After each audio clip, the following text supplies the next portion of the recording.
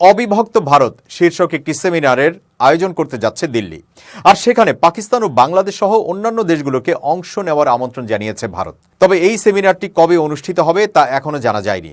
জানা গেছে ভারতের আবহাওয়া বিভাগের ১৫০ বছর পূর্তি উপলক্ষে এই সেমিনার আয়োজন করা হচ্ছে। সংশ্লিষ্টরা জানিয়েছে, বিভেদ ভুলে ভারতীয় উপমহাদেশের যৌথ ইতিহাস উদযাপনের লক্ষ্যেই এই উদ্যোগ। ভারতীয় সংবাদ মাধ্যম এনডিটিভি জানায়, অবিভক্ত ভারত সেমিনারে পাকিস্তান, বাংলাদেশ, ভুটান, আফগানিস্তান, মিয়ানমার, মালদ্বীপ, শ্রীলঙ্কা এবং নেপালকে আমন্ত্রণ পাঠানো হয়েছে। উপমহাদেশ ছাড়াও মধ্যপ্রাচ্য, মধ্য ও দক্ষিণ পশ্চিম এশিয়ার বিভিন্ন দেশের কর্মকর্তাদেরও আমন্ত্রণ জানানো হয়েছে। ভারতীয় বার্তা সংস্থা পিটিআই জানিয়েছে, পাকিস্তান তাদের অংশগ্রহণের বিষয়টি নিশ্চিত করেছে।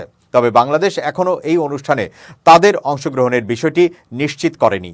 বর্তমান পরিস্থিতি বিবেচনায় বিশ্লেষকরা বলছেন, ঢাকা যদি এই অনুষ্ঠানে অংশগ্রহণের বিষয়টি নিশ্চিত করে তবে এটি একটি ঐতিহাসিক মুহূর্ত হবে।